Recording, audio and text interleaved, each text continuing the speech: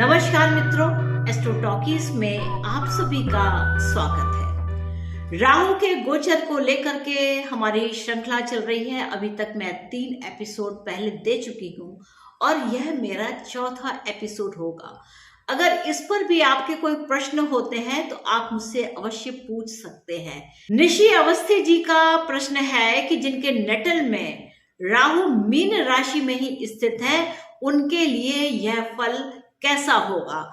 तो देखिए, जिनके भी नटल में यानी कि नटल चार्ट में या जन्म पत्रिका में ओरिजिनलिटी में मीन राशि में ही राहु विराजित है, तो उनके लिए यहाँ पर 3 नक्षत्र मायने रखेंगे, यानी कि रेवती नक्षत्र, उत्तरा भाद्रपद नक्षत्र और पूर्वा भाद्रपद नक्षत्र। यहाँ पर रेवती के 4 चरण होंगे, उत्तरा भाद्रपद के 4 चरण होंगे और पूर्वा भाद्रपद का 1 चरण होगा। तो देखिए, जिनका जन्म अगर कहा जाए, अगर इसको नोटिस किया जाए तो देखिए ये तीसरी आवृत्ति होगी। किनके लिए? जिनका जन्म 12 जनवरी 1968 से 30 जुलाई 1969 के बीच में हुआ हो, यानी कि 69 के वर्ष में 30 जुलाई 1969 के समय हुआ हो, तो उनके लिए यह जो इस बार जो राहु गोचर करने जा रहे हैं मीन राशि में, तो वह उनके ऊपर इसका प्रभाव पड़ेगा। जो भाव होगा उस भाव के अनुसार यहाँ पर रिजल्ट्स आएंगे, इस चीज को देखना। दूसरा जो एक ब्लॉक है वह है 20 अगस्त 1986 से लेकर के 5 मार्च 1988 के मध्य में जिन भी जातकों का जन्म हुआ है, उनका नेटल जो है, नेटल का जो राहु है वह मीन राशि में ही मिलेंगे। बस नक्षत्र अलग होगा। नक्षत्र हो सकता है रेवती हो सकता है उत्तरा भाद्रपदा हो सकता है कि पूर्वा भाद्रपदा हो। इसी प्रकार 25 मार्च 2005 से लेकर के 11 अक्टूबर 2006 तक के मध्य में जिन भी लोगों का जन्म हुआ है, उनके नेटल के राहु मीन राशि में ही होंगे।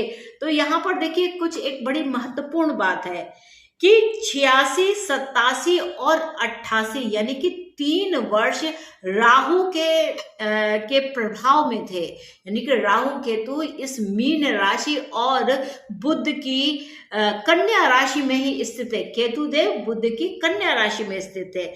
तो यहाँ पर देखिए, ये देखना होगा कि क्या है कि 1 वर्ष के बाद, यानी कि एक टेन्योर 18 साल का पूर्ण करने के बाद में जो राहु है वह 3 वर्ष को प्रभाव डालते हैं। जैसे कि इस बार जब राहु एंट्री ले रहे हैं तो वह 3 वर्ष तक प्रभाव रखेंगे, यानी कि आपके लिए जिनके भी नटल में मीन राशि में राहु स्थित है, उनके लिए वर्ष 23, वर्ष 24, वर्ष 25 प्रभावशाली रहेगा। अब अच्छा या बुरा, तो देखिए इस राशि में जब मीन राशि में राहु होते हैं तो राहु का नेचर क्या होता है? राहु बढ़ा चढ़ा के बात करने वाले होते हैं। एक कहते हैं कि मैक्रो लेवल की बात करते हैं, बड़ी बड़ी बातें करते हैं, बड़ा बड़ा स्टाइल मारते हैं। और वही केतु क्या है? भाई हप तप के रहो, शांत रहो, इस तरीके का व्यवहार होता है। तो राहु क्या होता है? राहु का नेचर है और ज्यादा चाहना। और वह किस चीज को ज्यादा चाहते हैं? वह जिस भाव में होते हैं उस भाव को ज्यादा लेना चाहते हैं। यानी कि अगर मान लीजिए आपके 4थे भाव में हो तो माता का सुख हो गया, भूमि से संबंधित हो गया है, गाड़ी वाहन वगैरह हो गया, माता भूमि भवन वाहन का काम होता है। तो राहु की इच्छा क्या होती है कि माता का सुख भी चाहिए, भवन का भी सुख चाहिए, वाहन का भी सुख चाहिए, सारे सुख चाहिए। सुख में और क्या क्या हो सकता है एडिशन, वह सब कुछ चाहिए। तो इसी प्रकार का व्यवहार होता है। राहु अगर 3रे भाव में आ जाए, 7वें भाव में आ जाए, या राहु आपके 11वें भाव में आ जाए, तो यहाँ पर क्या, लेकिन मीन राशि हो। यहाँ पर यही देखना कि आपकी मीन राशि इन 3रे भाव, 7वें भाव या 11वें भाव में हो, तो आपका कम्युनिकेशन की जो स्किल्स होंगी बगल वाले से, सामने वाले से, और लाभ किससे लेना है, यह चीज भी यहाँ पर बढ़ जाती है। इसी प्रकार जिस भाव से संबंध रखेगी मीन राशि जिसमें स्थित राहु है, वह भाव के संबंधित फल यहाँ पर मिलेंगे। यानी कि राहु उस भाव में अति कर देता है कि सुख है तो बहुत सारा सुख है, आपको कम्युनिकेशन है तो बहुत सारा कम्युनिकेशन है, लाभ का भाव है तो बहुत सारा लाभ है, चाहे वह गलत तरीके से आए चाहे वह सही तरीके से आए, पर यहाँ पर लाभ ही लाभ है। तो यहाँ पर देखिए मुख्यतः यहाँ पर 3 जो समय मैंने आप लोगों को बताया 1968 से लेके 1969, यानी कि 12 जनवरी से लेकर के 30 जुलाई 1969 तक के, उनके लिए यह तीसरी आवृत्ति है। तो यहाँ पर ध्यान देने की बात क्या है, जिनकी भी उम्र 18-19 वर्ष के बीच में है उनके लिए यह पहली आवृत्ति है। अब इस बीच में या तो जन्म के समय पर उनका यह निटल राहु था, या वह 18-19 वर्ष के हो रहे हैं तब उनका यह निटल जो राहु है वह एक्टिवेट हो जाता है। या जिनकी उम्र 36 और 37 वर्ष की है, इसमें आप 6 महीने आगे और पीछे जोड़ सकते हैं, तो उनके लिए भी यह जो राहु की आवृत्ति है यह दूसरी आवृत्ति है। और जिनकी उम्र 54, 55, 56 वर्ष के बीच में है, उनके लिए यह जो आवृत्ति है वह तीसरी आवृत्ति होगी। तीसरी आवृत्ति कुछ विशेष काम करने वाली है और भाव वह लेगी जिस भाव में राहु स्थित हो। अब देखिए मीन राशि का जो राहु है, यूं तो वह गुरु के प्रभाव में होता है, तो वह ज्यादा मनमानी नहीं कर पाता, यानी कि जो शुभता होती है वह थोड़ी सी बढ़ी हुई होती है। हालांकि कुछ निगेटिव पॉइंट्स होते हैं लेकिन फिर भी शुभता यहाँ दिखाई देती है। तो आइए बात करते हैं कि प्रत्येक राशि वालों के लिए यह जो इस समय का जो राहु का गोचर है वह कैसे प्रभाव को देने वाला है। तो देखिए जैसे मेष राशि है, मेष राशि वाले जातकों के लिए जो राहु का गोचर है उनके द्वादश भाव से जा रहा है, यानी कि 12वें भाव में है। तो यहाँ पर विदेश से संबंधित कुछ यहाँ पर कामकाज बनेंगे, यानी कि क्रिएटिविटी का जो काम है या आपको जो कुछ करना चाहते हैं वो आउट ऑफ द बॉक्स की चीजें होंगी। यहाँ पर नौकरी में भी बदलाव यहाँ पर दिखाई दे सकता है, और साथ में ये पूरे कहा जाए तो 18 महीने के बीच में रहेगा। यहाँ पर नौकरी में बदलाव हो सकता है, आपकी जो चिंता है वह कुछ आउट ऑफ द बॉक्स सोचेगी, आपकी जो विचारशीलता है वह कुछ बड़ा कर्ज आने का भी संकेत दे रही है।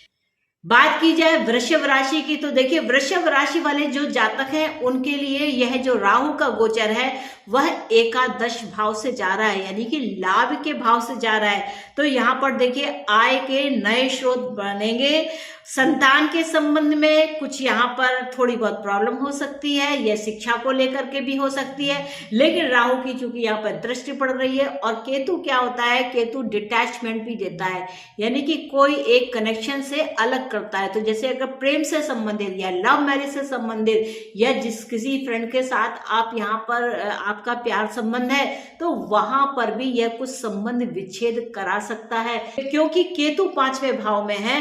तो 5वें भाव में केतु होने के कारण यहाँ आप ही वहां से बैकफुट ले लें, यानी कि आप उस प्रेम संबंध से पीछे हट जाएं। बात की जाए मिथुन राशि की, तो देखिए मिथुन राशि वाले जो जातक है उनके लिए यह जो गोचर है उनके 10वें भाव से जाता है। राजनीति के लिए यह बहुत ही अच्छा है, नए रोजगार के अवसर मिलेंगे, आप इन प्रकार ने अपनी प्रतिष्ठा को बनाने में सक्षम होंगे और जन्मभूमि से दूर भी होंगे, यानी कि आपके जो नौकरी के या कामकाज के सिलसिले में आपको बाहर जाना पड़ेगा, तो यह आप तभी जा सकते हैं जब आप जन्मभूमि से दूर हो। तो इस प्रकार मिथुन राशि वाले जातकों का रहेगा। कर्क राशि वाले जातकों के बारे में कहा जाए तो जो राहु है वह आपके 9वें भाव से जाएंगे।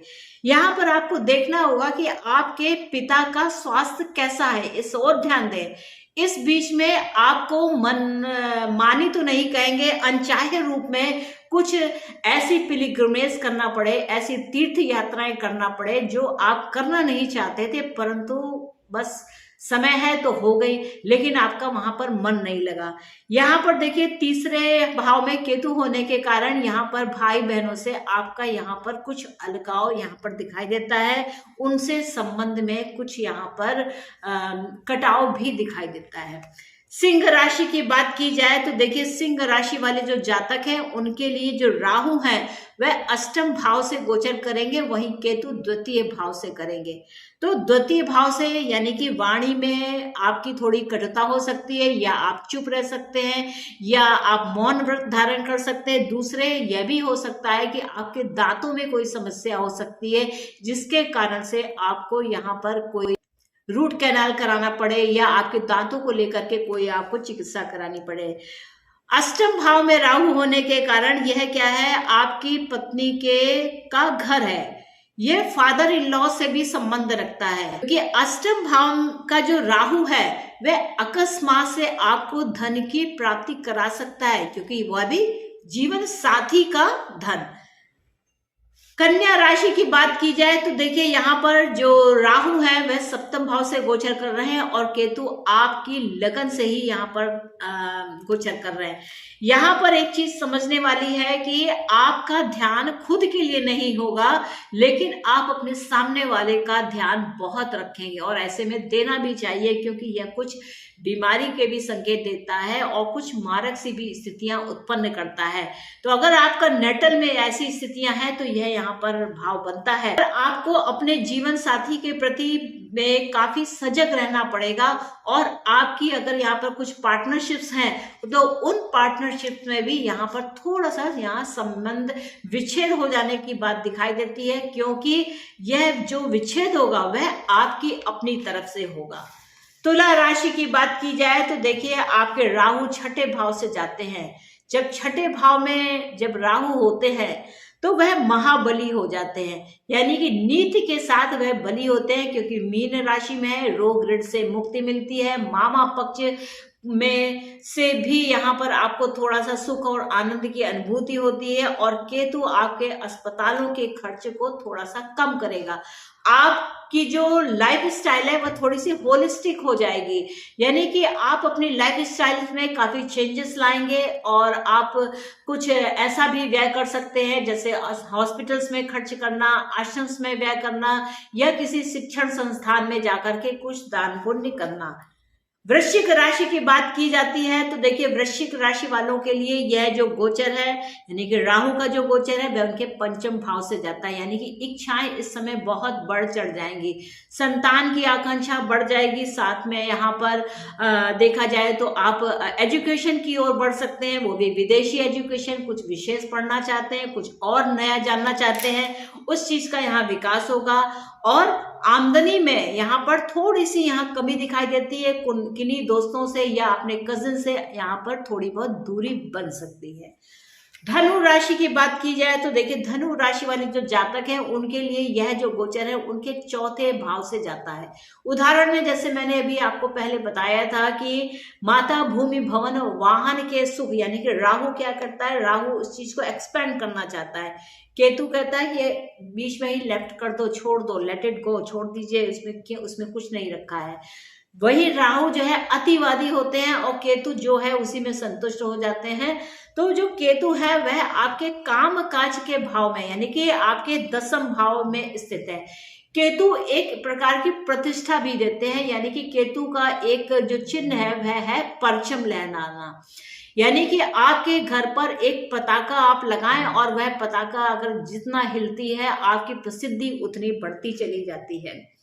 मकर राशि की बात की जाए तो राहु जो देव हैं वह तृतीय भाव से जाते हैं, यानी कि तृतीय भाव आपके जो पब्लिसिटी है वह बढ़ जाती है, मित्रों के साथ, आपके पड़ोसियों के साथ आपके संबंध प्रगाढ़ होते हैं, आप बहुत ज्यादा अपना सर्किल को बड़ा करना चाहते हैं, आप राइटिंग का काम करना चाहते हैं, इस तरीके के काम, राइटिंग है, प्रिंटिंग है, और उसके साथ साथ बहुत सारी छोटी दूरी की यात्राएं भी इसमें सम्मिलित है। यहाँ पर देखना कि आपके पिताजी का स्वास्थ्य को आप देखना, क्योंकि यहाँ पर केतु हैं, तो केतु होने के कारण यहाँ पर यह भी देखना क्या उनके जीवन साथी यानी कि माता और पिता में से कुछ अलगाव सी स्थिति कुछ अलगाव की स्थिति हो सकती है। अब केतु नवम भाव में है तो आपको तीर्थ यात्राएं भी देगा, यानी कि जो आपकी अप्रोच है वह होलिस्टिक हो जाएगी। आप कुछ तीर्थ यात्रा में जाकर के भी कुछ दान पुण्य कर सकते हैं, और अब कुछ कभी कभी अचानक से आपको किन्हीं पिलग्रिमेजेस में जाने में आपको बहुत ही अच्छा लगेगा। कुंभ राशि की बात करते हैं तो कुंभ राशि वाले जो जातक हैं उनके लिए जो राहु का गोचर है उनके द्वितीय भाव से जाता है, यानी कि वाणी में यहाँ पर ध्यान देना होगा। खाने की चीज में बैंक बैलेंस निश्चित तौर से बढ़ने वाला है, जो जितना है उसका 4 गुना आप करने का सोचेंगे कि जो बैंक बैलेंस है वह बढ़ता चला है, क्योंकि राहु है द्वितीय भाव में, और बोलेंगे भी कुछ ज्यादा। यहाँ पर आपकी जो वाणी है वह कुछ ज्यादा बोलेगी, बैंक बैलेंस में सुधार होगा, परिवार में वृद्धि के भी यहाँ पर संकेत दिखाई देते हैं, और जीवन साथी के परिवार से आप यहाँ पर थोड़ा सा लगाव कम होगा। लेकिन केतु है जैसे कि वह प्रसिद्धि देने वाला होता है। मीन राशि की बात की जाए तो मीन राशि वाले जातक है उनके लिए यह गोचर उनके लगन से जा रहा है, यानी कि राहु देव लगन से जा रहे हैं।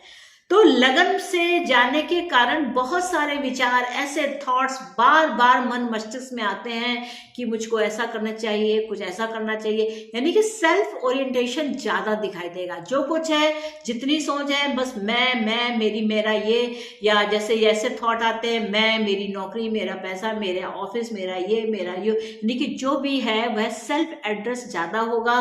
सामने वाले यानी कि केतु जहां पर स्थित 7वें भाव में, तो उसकी आपको उतनी ज्यादा परवाह नहीं होगी, जितनी परवाह है वह सिर्फ अपने लिए ही होगी। तो इस प्रकार यहाँ पर जो राहु और केतु समस्त 12 राशियों में इस प्रकार से काम करेंगे। तो यहाँ पर देखना कि राहु जो है वह रेवती नक्षत्र के 4 चरण से निकलेंगे, और राहु उत्तराभद्र पद नक्षत्र के भी 4 चरण लेंगे, और पूर्व भद्रपदा नक्षत्र का 1 चरण लेंगे। तो जैसा कि ये प्रश्न था कि राहु जो है अगर नटल में है तो क्या वह शुभ होंगे या अशुभ होंगे, तो यहाँ पर यह देखना होगा कि वह किस भाव से संबंध रख रहे हैं, तो कितनी अति देने वाले हैं। यानी कि यहाँ पर अति का काम है, राहु जिस भाव में बैठते हैं उस भाव में अति करते हैं, यानी कि जितना पर्याप्त होना चाहिए उससे कहीं ज्यादा चाहते हैं। तो इसमें अच्छा या बुरा ही नहीं होता है। जैसे शुगर अगर ज्यादा खा ली जाए तो वह डायबिटीज का रोग उत्पन्न कर देती है, इसी प्रकार नमक का भी होता है, नमक शरीर में ज्यादा हो जाए तो ब्लड प्रेशर ज्यादा हो जाता है। तो इसी प्रकार तो ये बात समझनी होगी कि कोई भी चीज हो वह जितनी आवश्यक है उतनी तो अवश्य हो, उससे कम भी हो तो काम चलाने की आप आदत डालें, तो ये बहुत ही अच्छा होगा। मित्रों, ये था मेरा पक्ष राहु और केतु के गोचर को लेकर के, समस्त 12 राशियों को लेकर के। आशा करती हूँ कि आप लोगों को मेरा यह एपिसोड समझ में आया होगा, और आपके भी अगर कोई प्रश्न है तो आप कमेंट में मुझे बताएं, मैं कोशिश करूंगी कि मैं उन प्रश्नों का उत्तर दे सकूं। तो मित्रों चलते हैं। अगर अभी तक आपने मेरे चैनल को सब्सक्राइब नहीं किया है तो कृपया चैनल को सब्सक्राइब कीजिए, इसे लाइक कीजिए और शेयर करना मत भूलिएगा। और फिर वही बात कि आपको चैनल सब्सक्राइब करना है। मिलते हैं शीघ्र ही नए एपिसोड के साथ, तब तक के लिए नमस्ते।